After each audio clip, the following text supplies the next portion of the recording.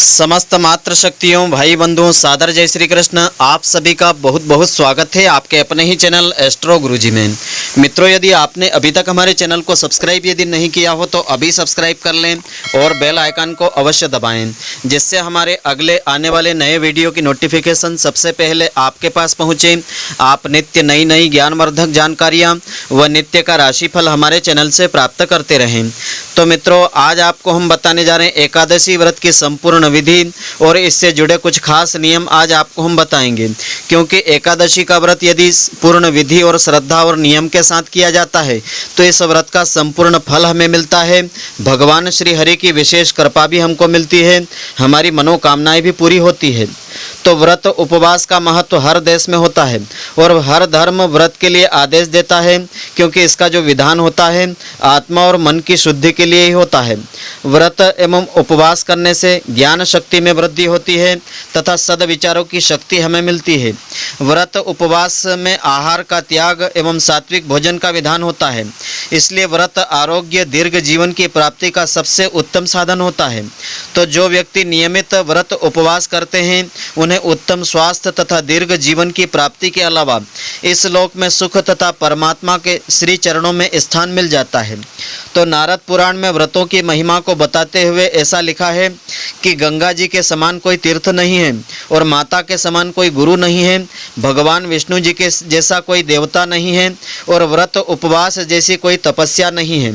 और व्रतों में एकादशी का व्रत सर्वोपरि कहा गया है। तो प्रत्येक मास में 2 एकादशी आती है। अधिक मास या मल मास पड़ने पर उस मास की 2 एकादशी और होती है। इस प्रकार से कुल मिलाकर के 26 एकादशी हो जाती है। तो यह सब एकादशियां अपने नाम के अनुसार ही फलों को देने वाली है, जिनकी कथा तथा विधि को सुनने से सब प्रकार से भली प्रकार से हमको ज्ञान हो जाता है। एकादशी की उत्पत्ति तथा महात्म्य के पढ़ने और सुनने तथा दिन रात भजन कीर्तन करने से मनुष्य अनेक सुखों को प्राप्त करके विष्णु लोक को भी प्राप्त कर लेता है। तो एकादशी व्रत के 2 भेद बताए हैं, नित्य और काम्य। तो एकादशी का व्रत बिना किसी कामना से यदि किया जाता है तो वह नित्य कहलाता है, और किसी भी प्रकार की कामना से जैसे कि धन पुत्र आदि की प्राप्ति अथवा राग द्वेष क्लेश आदि से छुटकारा पाने के लिए किया जाए तो वह काम्य व्रत कहलाता है। तो एकादशी व्रत का आरंभ करने का शुभ समय होता है चैत्र मास, वैशाख मास, माघ मास, मार्गशीर्ष मास की एकादशियाँ। मल मास या अधिक मास गुरु शुक्र के अस्त रहते हुए दिन के क्षय के समय से व्रत आरंभ नहीं करना चाहिए, और कम से कम 8 वर्ष की आयु वाला व्यक्ति व्रत करने का अधिकारी होता है। सधवा स्त्रियों को अपने पति की आज्ञा को प्राप्त करके ही व्रत आरंभ करना चाहिए। यह व्रत श्रद्धा भक्ति पूर्वक प्रारंभ करना चाहिए, किसी के दबाव में या प्रभाव में आकर के शुरू नहीं करना चाहिए। व्रत का विधान 10वीं तिथि से शुरू होकर के 3 दिवस तक अर्थात द्वादशी तिथि तक संपन्न होता है। द्वादशी के दूसरे प्रहर में व्रत का पारण किया जाता है, अर्थात इस दिन सुपात्र ब्राह्मणों को भोजन करवा करके उनको संतुष्ट करना चाहिए। और यदि आप भोजन नहीं करवा सकते हैं तो किसी भी देव मंदिर में या योग्य ब्राह्मण को सीधा सामान आदि दान में देना चाहिए। और यदि आप एकादशी का व्रत करना भूल जाएं तो द्वादशी को व्रत करके त्रयोदशी के दिन इस व्रत का पारण आप कर सकते हैं। तो व्रत के प्रथम दिन अर्थात 10वीं के दिन से 3 दिवस तक द्वादशी तक गंध मांस तांबूल फूल सहवास उड़द मसूर चना चावल आदि अन्न तेल शाक शहद आदि का त्याग आपको करना चाहिए। इन नियमों का पालन आपको विशेष रूप से करना चाहिए। कांसे के पात्र में भोजन नहीं करना चाहिए, झूठ नहीं बोलना चाहिए। स्नान आदि नित्य कर्म से निवृत्त होकर के एकादशी के व्रत का संकल्प आपको लेना चाहिए। श्रद्धा भक्ति के साथ श्री हरि का पूजन आपको करना चाहिए। जप हवन पाठ भजन कीर्तन आदि में अपना समस्त दिन व रात आपको व्यतीत करना चाहिए। दिन में सोना नहीं चाहिए।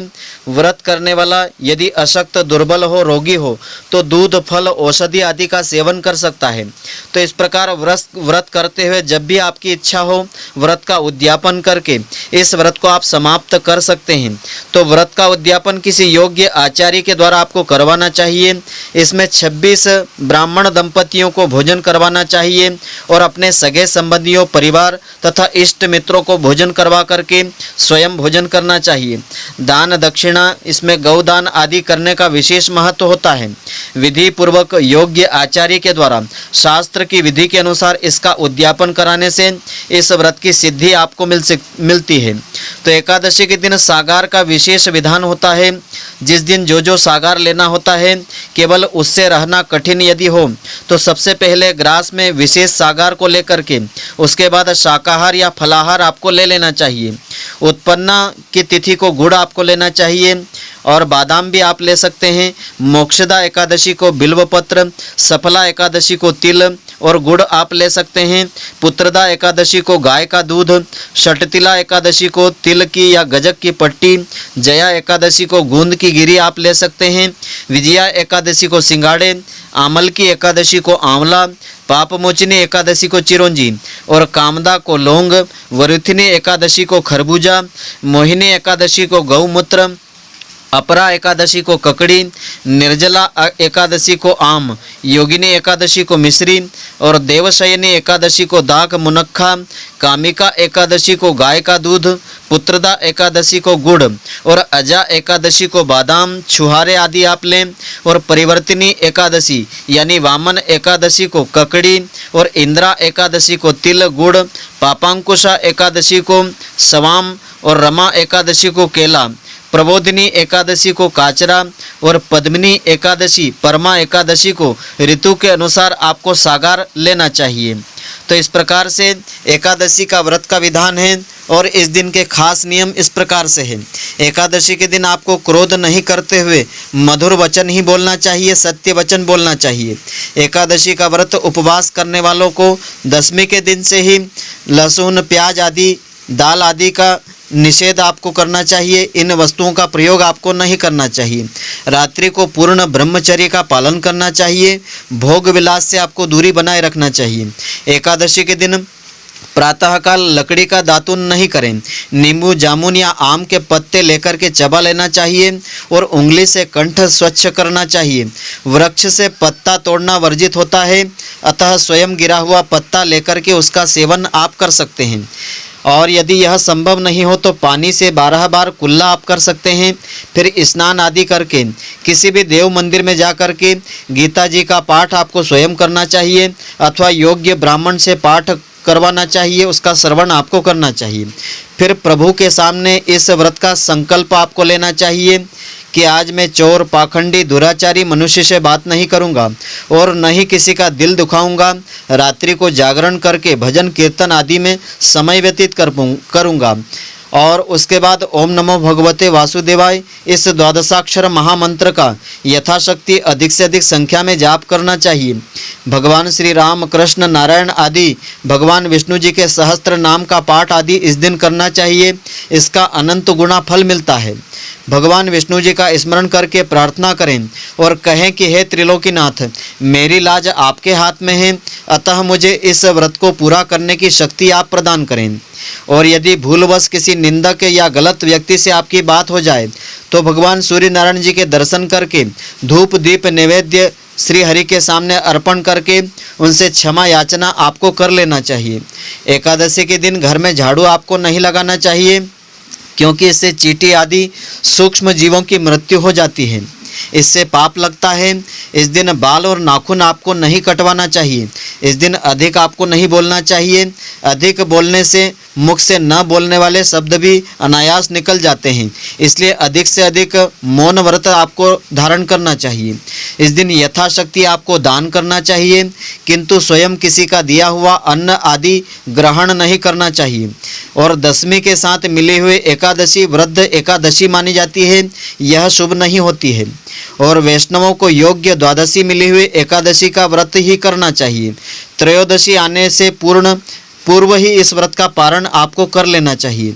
एकादशी यानी 11 के दिन व्रत करने वाले व्यक्ति को गाजर, सलजम, गोभी, पालक इत्यादि का सेवन नहीं करना चाहिए।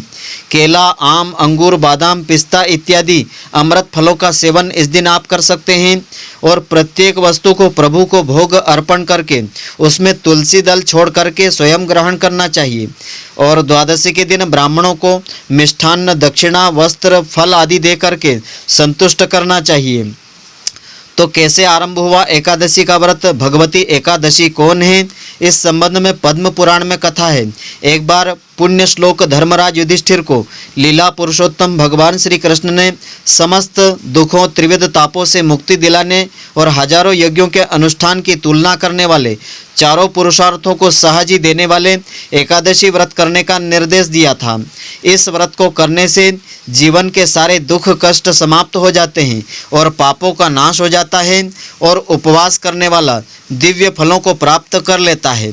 अतः सभी भक्तों को एकादशी के व्रत का नियम श्रद्धा पूर्वक पालन करना चाहिए, जिससे कि एकादशी के व्रत का संपूर्ण फल आपको मिले। तो मित्रों, आशा करता हूँ कि आपको हमारी यह ज्ञानवर्धक जानकारी पसंद आई होगी। यदि आपको पसंद आई हो तो आप हमारे वीडियो को अधिक से अधिक शेयर अवश्य करें, जिससे अधिक भक्तजन इसका लाभ ले सकें और इसका पुण्य फल आपको भी मिलता रहे। धन्यवाद। जय श्री कृष्ण। मित्रों, आप हमारे वीडियो को लाइक करना नहीं भूलें।